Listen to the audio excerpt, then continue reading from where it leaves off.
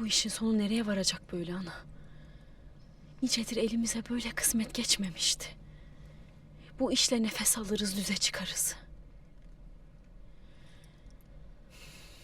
Lakin...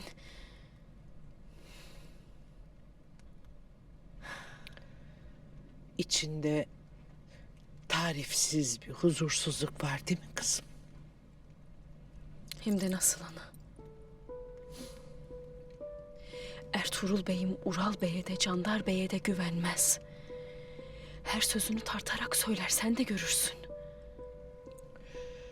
Peki ya Aliyar, Aslıhan? Ana, onlar da aynı otağın, aynı babanın evlatları değil mi? Ya ileride bir mesele dallanıp budaklanıp içinden çıkılmaz bir hal alırsa biz o vakit ne edeceğiz? Aliyar da Aslıhan da babalarını, ağabeylerini çiğneyip bizim hakkımızı mı savunacaklar? Hem o Aslıhan denen hatun. Ne olmuş ona? Frenklerin kilim işini, kendi obasının çıkarlarını çiğneyip de niye Ertuğrul Bey'e söyledi ana? Belli ki iş ortaya çıkınca babası Candar Bey'i bile karşısına almıştır. Bir de Çolpan denen bir hatun var. Gözleri felfecri okur.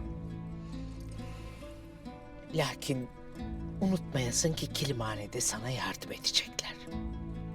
Sen ne istersen hepsini yerine getirecekler.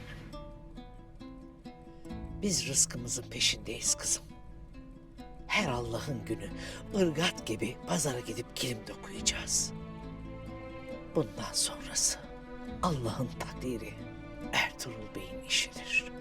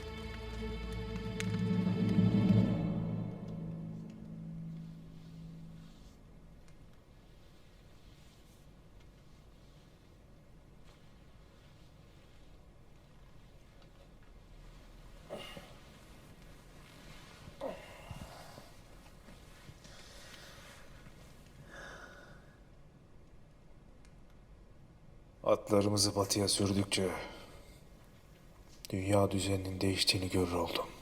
Doğunun da batının da tek hakimi altındır Turgut. Tanrımızı içimize gömdüler. Üstünü de altınla örttüler. Hristiyan dünyasının Haçlı savaşları aslında sadece altın içinde. Bu düzene ayak uyduran ayakta kalır. Uyduramayan da ölüp gider. Çöldeki bir semender gibi. Esamesi bile okunmaz. Görmek isteyene her daim yeni kapı açılır. Yeter ki gözlerini açık tutsun her kişi.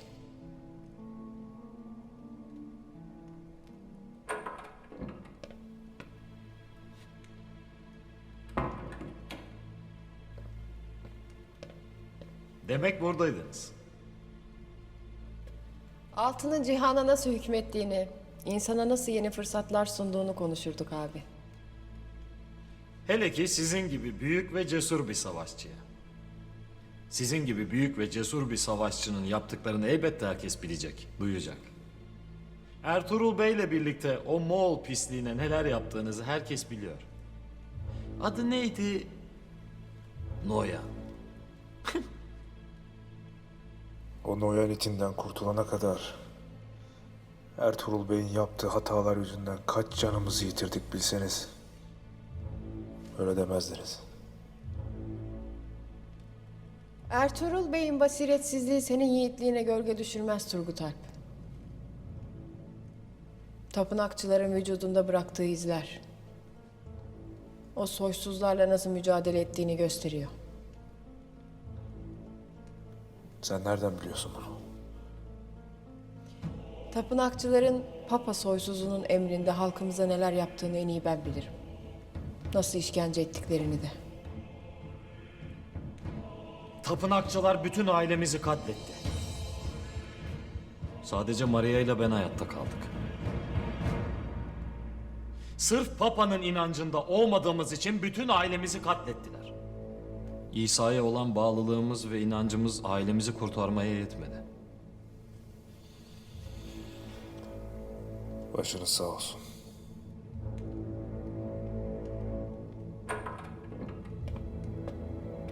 Üstad Simon, bir misafiriniz var efendim. Müsaadenizle.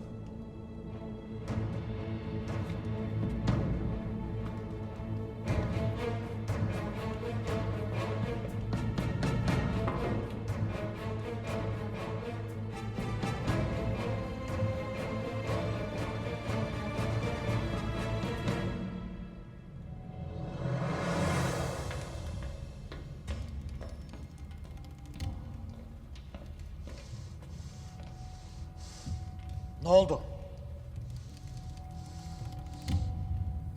Sultanın casusu kaçmış. Üstad Simon. Ertuğrul'u elinizden nasıl kaçırdınız? Sultanın casusu Ertuğrul değildi. Ne dedin sen? Onu yakaladım. Onunla konuştum. Ertuğrul değildi. Sonra adamları geldi. Adamlarımızın hepsini öldürdü. Tristan olmasaydı ben de ölecektim.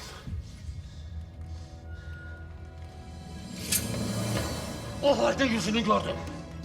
O zaman söyle. Peki kimdi? Kim olduklarını öğrenemedik. Ama o senin kim olduğunu biliyordu Üstad Simon. Ne dedin?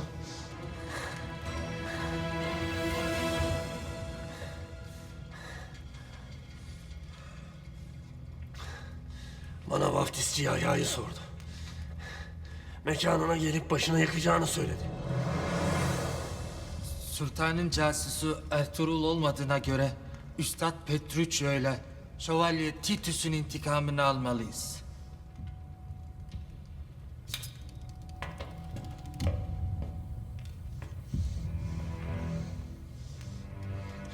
Ertuğrul yarın mutlaka ölmeli Üstad Simon.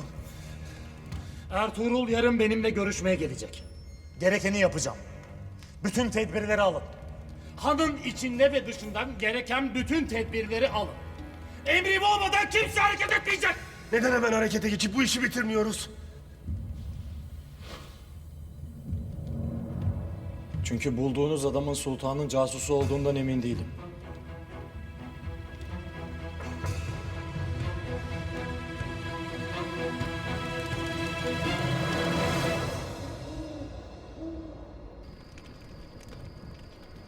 Sonra da beyim köle taciriyle o dövüş horozu kılıklı herifin kaçmasına müsaade ettik.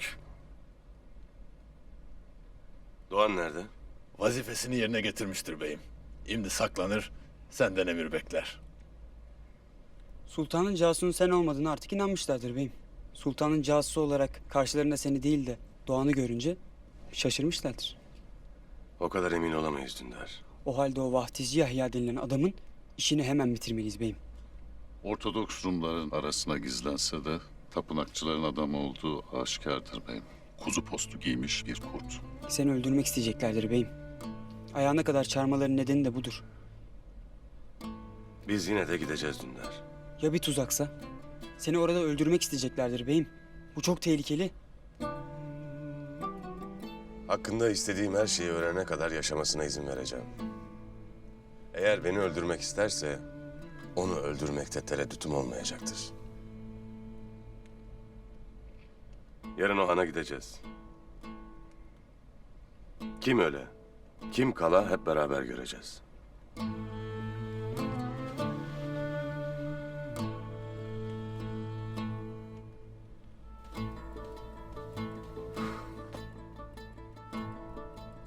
Beyim, Haçaturyan Usta seni görmek ister. Gelsin Abdurrahman.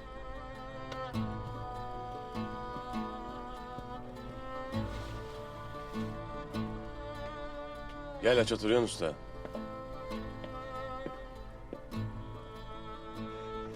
Size çok iyi haberlerim var beyim. De hele. Tanrı'nın yardımıyla madenin yatağını bulduk sanırım.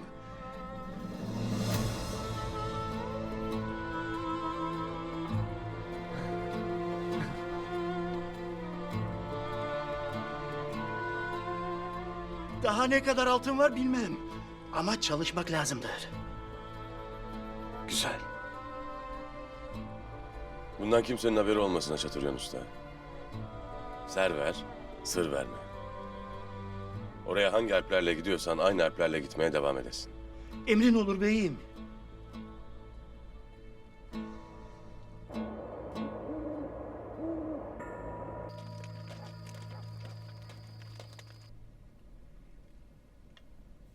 Her ne olursa olsun yarın Simon'la bu meseleyi halledesiniz. Ural, Buyur baba.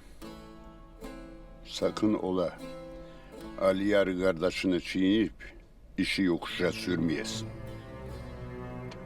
Obamız için hayırlı olan neyse arkasındayım baba. Gördüm ki hayırlı olan senin o mübarek dudakların arasındaymış.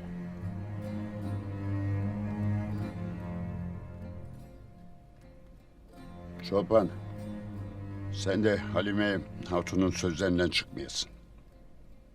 Merak etmeyesin bey. Müsaadenle beyim.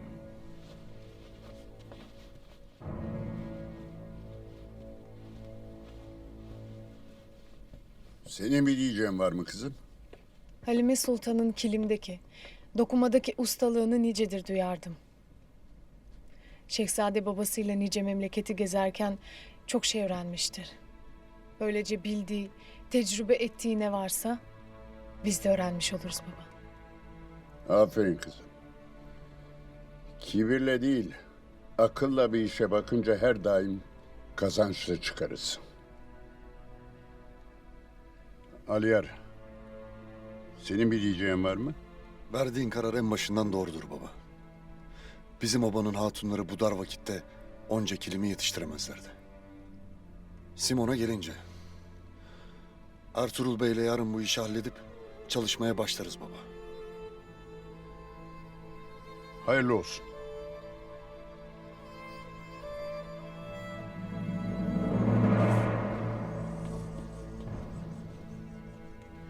Gayrı ok yaydan çıkmıştır. Varıp tam da senin kalbine konmuştur beyim.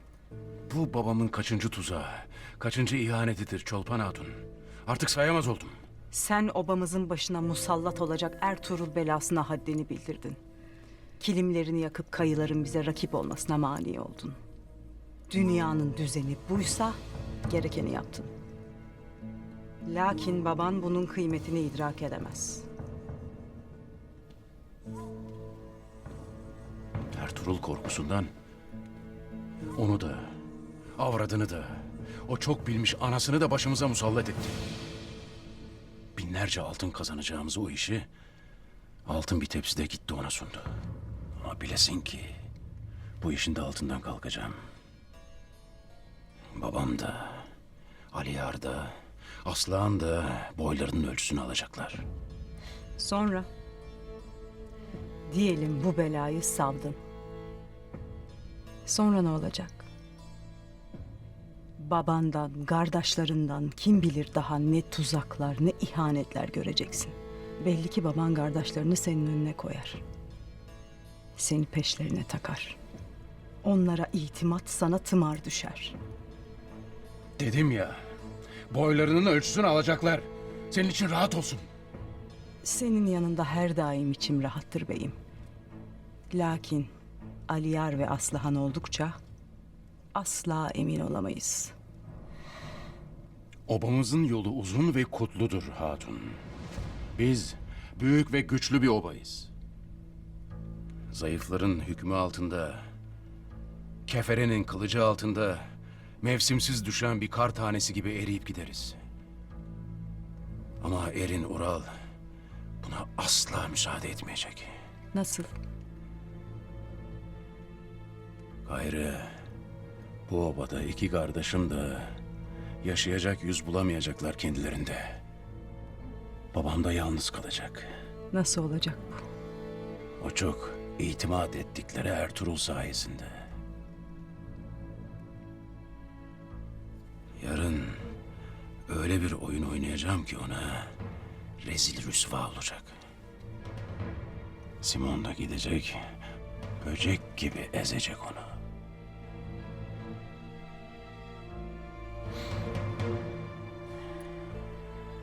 Mis gibi kokarsın hatun.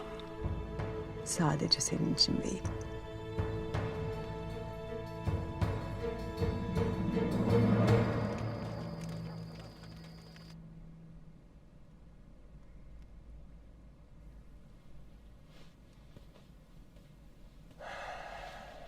Hoş geldin beyim. Hoş bulduk Halime Sultan.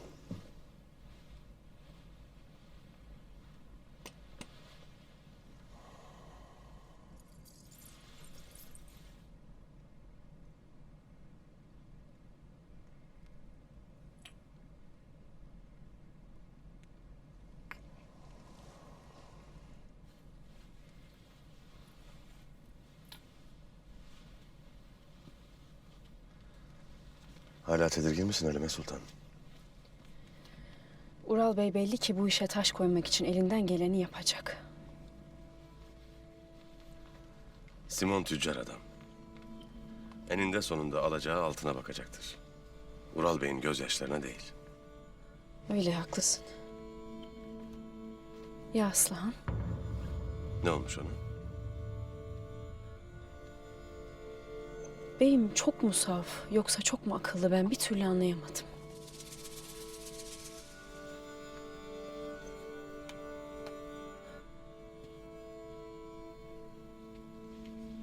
Ne demek bu Halime? Frenklerin gelip de kilim alacağını sana söyleyen Aslıhan Hatun'du. Böyle bir şeyi niye yapsın beyim? Sen ne düşünürsün? Bilemem beyim. Lakin belli ki sana karşı... Sana karşı olan saygısı Aliyar Bey'e olan saygısı kadar büyüktür. Bunu görürüm. Bir yanda Çolpan'la Ural, öte yanda Aliyar'la Aslıhan.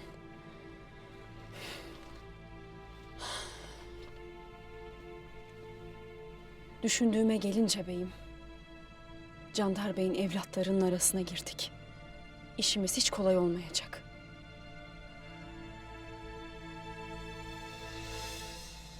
İşin başında sen oldukça her şey hallolacaktır Halime Sultan. O yüzden senle anamın işin başında olmasını istedim. Yoksa bu işin yürümeyeceğini ben de bilirim.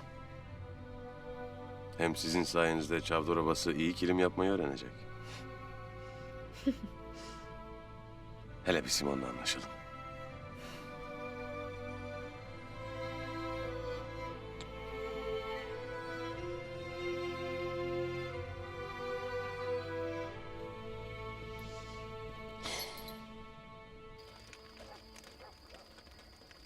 Abimle Toktamış Bey'in arasındaki mesele neydi Aslan?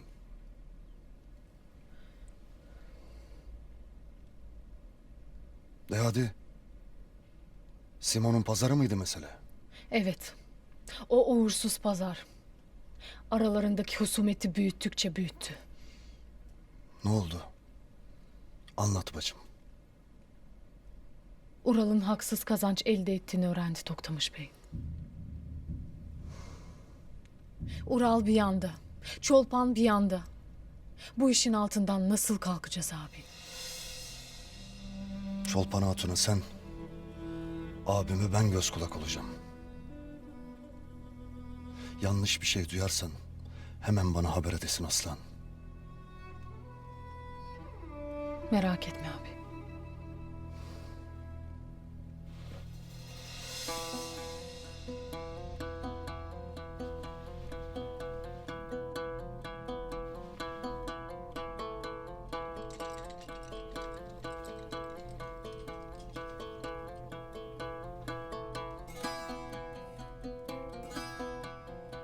Vay vay vay. Hayırlı geceler.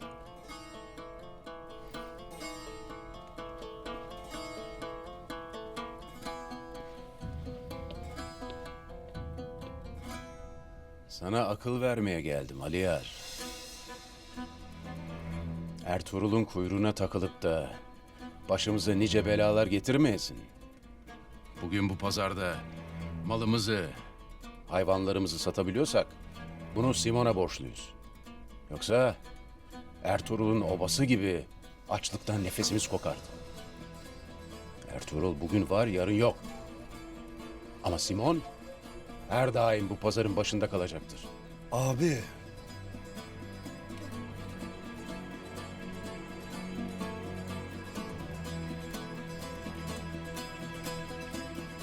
Simon'la bir olup obamızın rızkını çaldığın doğru mu abi?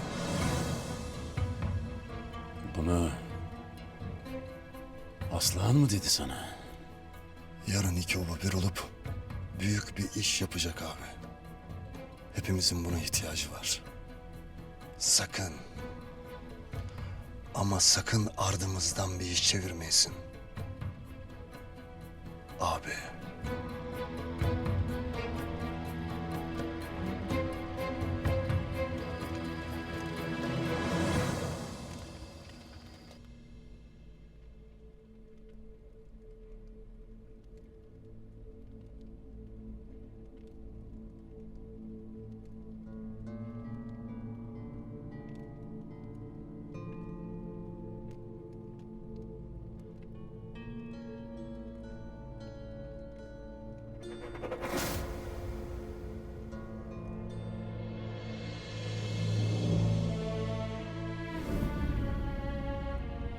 Zalimler yanı başımda cirit atarken ben siyaseten beklemek zorundayım. Ağır gelir. Zul gelir bana. Düşmanın gözlerine bakıp vakti gelene kadar o pusatı kınından çıkarmamaktır maharet. Düşmanın da alt edilmesinin bir vakti vardır elbet. Düşmandır seni yiğit eyleyen, aslan eyleyen. Pusatım ne vakit kınından çıkıp zalimlere dünyayı dar eyleyecek. Zulüm de türlü türlüdür evlat. Kılıcın zulmüne pusat dur der, hilenin zulmü tuzaklarla, akçanın zulmü de akçayla bitirilir. Beyin mahareti, şeytanın sağdan mı soldan mı yaklaştığını iyi bilmekten geçer. Beylik meşakkatli yükmüş. Kuyuya bırakılan Yusuf'la ataşlara atılan İbrahim, çilelere neden maruz kaldı sanırsın? Kuyu olmasaydı Yusuf, çile olmasaydı insan olmazdı. Ademoğlunun imtihanı da türlü türlüdür. Kimi kuyudan Yusuf çıkar, kimi de huzurdan şeytan olur, kovulur. İmtihanın çetindir evlat, çetin. Beylik makamı için hilelerle tanışıp adaletin kıymetini bilmen gerek. Tuzaklara düşüp oyunları bozmayı öğrenmen gerek. Vefasızlığı, ihaneti yaşayıp sadakati, samimiyeti idrak etmen gerek. Sonra düştüğün kuyudan çıkar, kendi mülkünün sultanı olursun inşallah. Rabbim yar ve yardımcın olsun. Rabbim bileğine kuvvet, gönlüne cesaret ve aklına berraklık versin.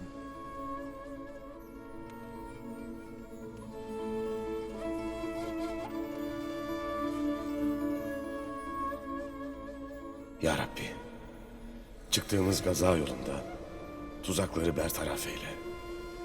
Düşman karşısında uyanık olmayı nasip eyle.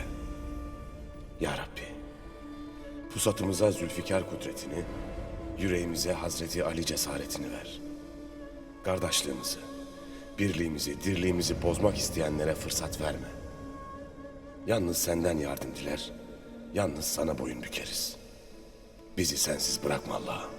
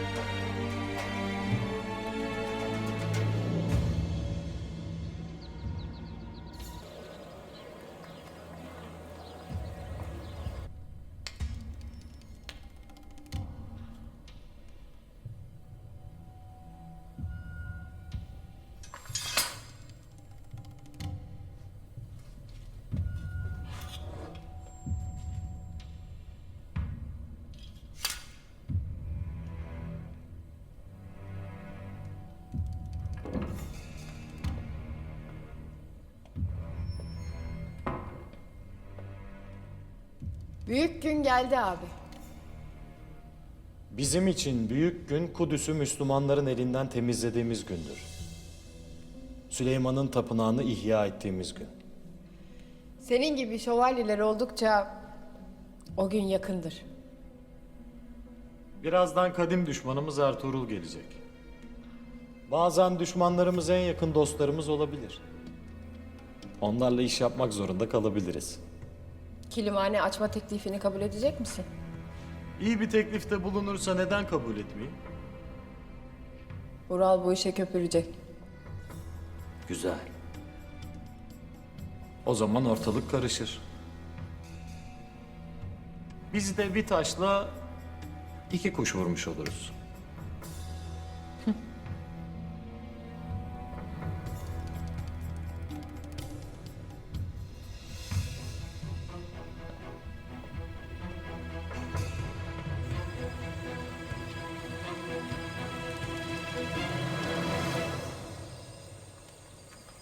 Maria Turgut'un yanından ayrılmaz olmuş. Herhalde gönlü düştü Yiğit'e. Turgut'u yaralı bulup getiren Maria mıydı? Yanında Filip de varmış.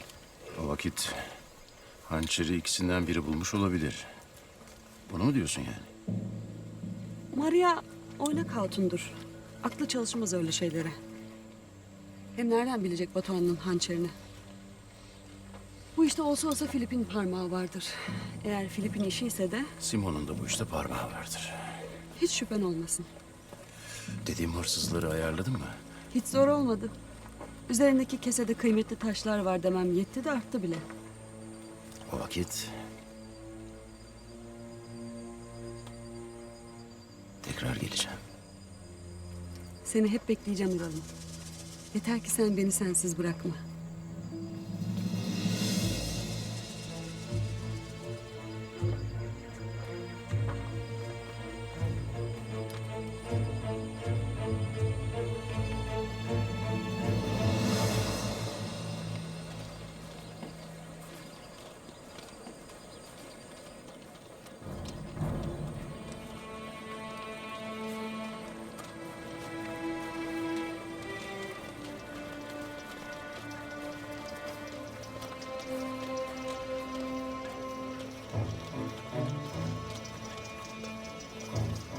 Beyim, bunlar iyice gözü karartmıştır.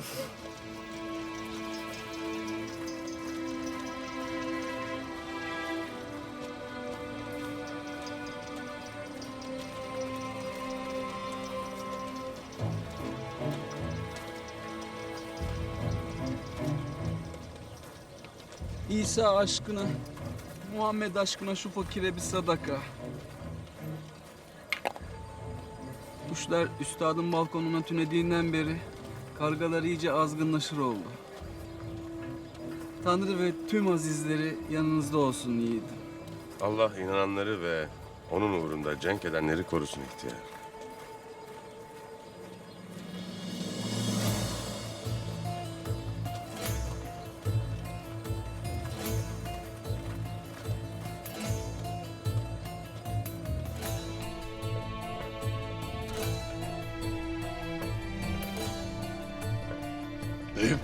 Beyim nereye gideriz? Turgut'u görmek isterim. Ha, anladım beyim. Beyim, önce işimizi halledip sonra uzun uzun görsek olmaz mı beyim? Ben de kardeşimi özlemişimdir lakin içeride bizi ne bekler bilmez beyim. Ertuğrul Bey hoş geldiniz. Hancı Simon da sizi bekler.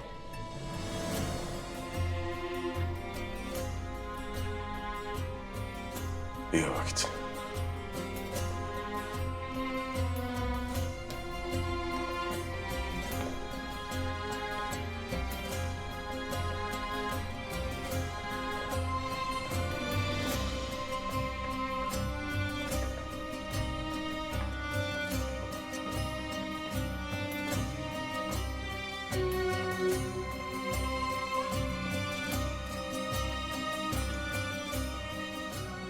Ayağına ne oldu Filip?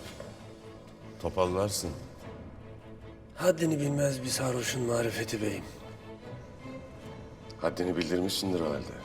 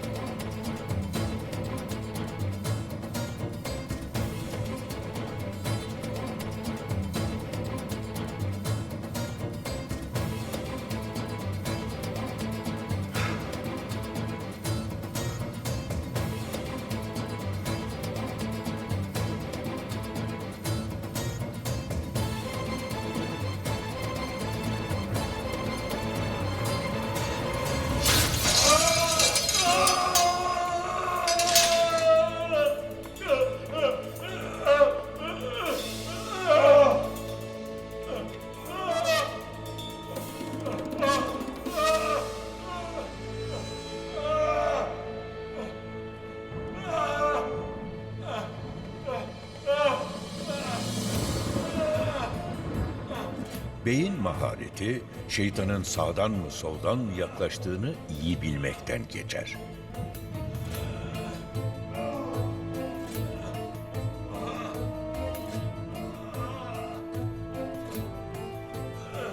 Ben Süleyman Şahoğlu Ertuğrul. Tüm alemi cihan bilsin ki rızkıma tasallut eden köpek cezasını çeker.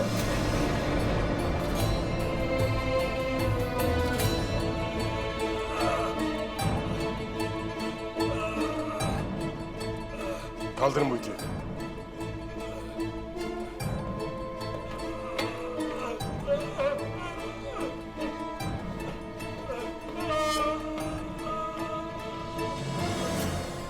Simon. Mekanında hırsızlar cirit atar, senin ruhun duymaz.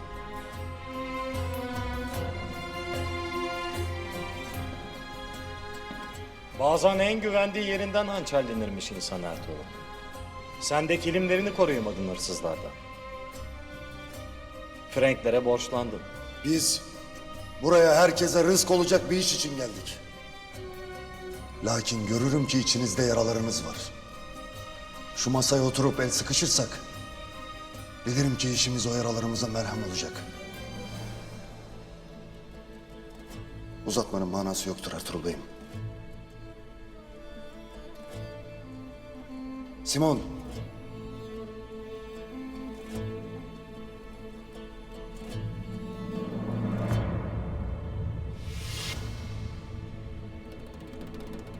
Ertuğrul Bey.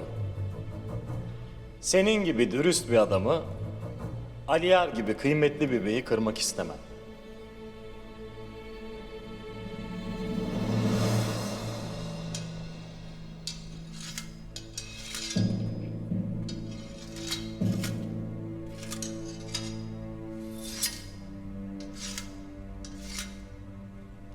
Buyur Ertuğrul Bey. Soframı onurlandır.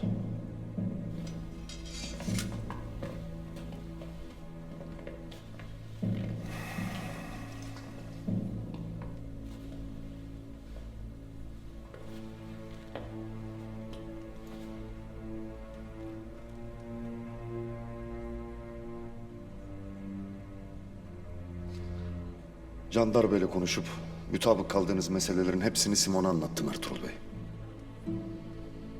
Ne istersin Simon? İlk önce az önce yaşanan tatsız hadiseden ötürü beni affetmeni isterim. Bu bizim nazarımız olsun. Yeni çıkacağımız yolda bizi kötülerin, fesatların şerrinden korusun. Eyvallah.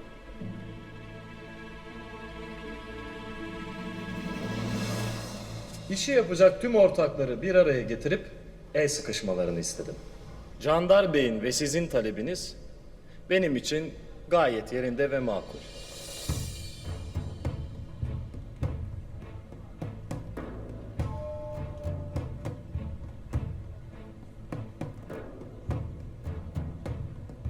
Anlarım ki iki taraf da anlaşmış.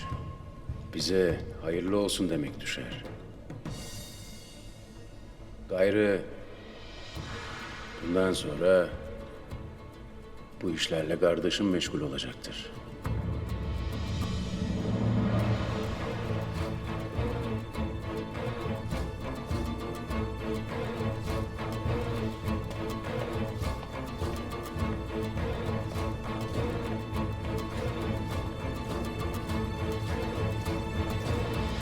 Şimdi ne edeceğiz beyim? Onlara Ural'ın kim olduğunu göstereceğiz. Vay, Turgut Alp. Ertuğrul Bey'in açtığı yaralar nasıl oldu? Yaralarım iyidir. Lakin o artık benim beyim değil, senin ortağındır. Gayrı sen düşün açılacak yaralarını. Ne demek istersin? Bir kez avına tırnaklarını geçirdi mi, etini koparmadan bırakmayan kurt gibidir Ertuğrul. Ava çıktı mı asla boş dönmez. Hele bir de sürüsüyle çıkarsa gittiği yerde av bırakmaz. Daha açık konuş. Demem o ki, ayağına denk at derim Ural Bey. Benim gibi seni de beter eder bilmiş ol.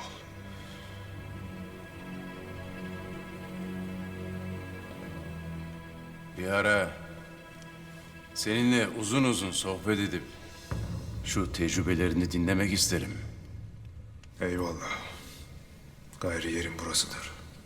Beklerim.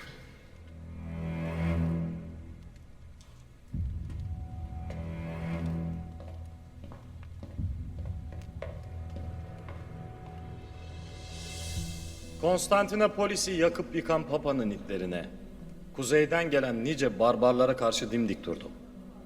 Bu uğurda oğlumu, karımı, nice adamımı kaybettim. Bu pazarı dişimle tırnağımla kazıyarak kurdum Ertuğrul Bey.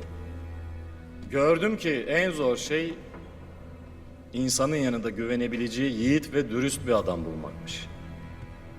Ben de yıllardır obamla diyar diyar gezerim. Girmediğim cenk, görmediğim hainlik kalmadı. Kestiğim düşman kellelerinden kale olurdu. Ben de şunu gördüm ki, bu diyarlarda neredeyse kimseye güvenilmez. O yüzden pazarın içinde kadınlarımızı alplerim koruyacak.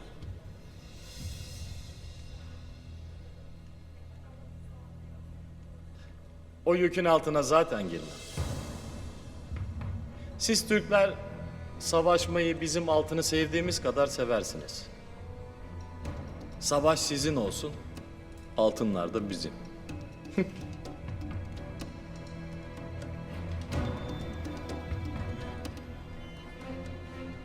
Gün gelecek, keselerimiz altınla dolacağına, keşke pusatlarımız iş tutaydı diyeceksiniz.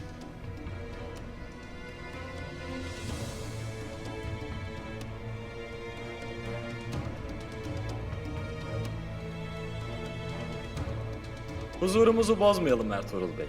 Anlaşmanın tadına varalım. Maria, masayı donatın. Aman şarap gelmesin. Müslüman misafirlerimizi gücendirmek istemeyiz.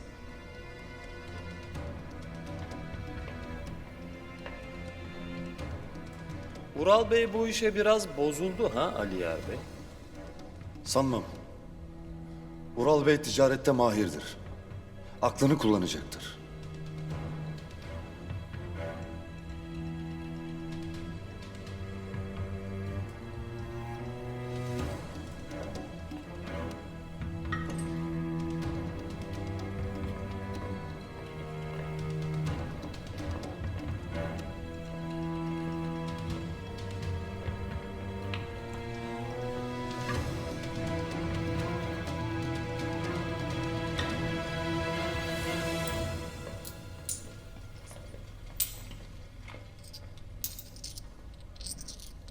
Görürüm ki borcunu ödemeden ziyafet çekersin Ertuğrul Bey. Borcum borçtur Ricardo. Hanıma girip, bizzat masama gelip misafirlerime hesap soramazsın Ricardo. Altınlarını mı istiyorsun? Filip, ona altınlarını ver.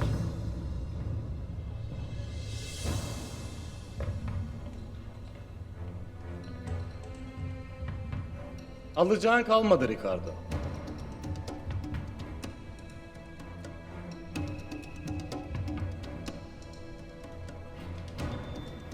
Bundan sonra borcun banadır Ertuğrul Bey.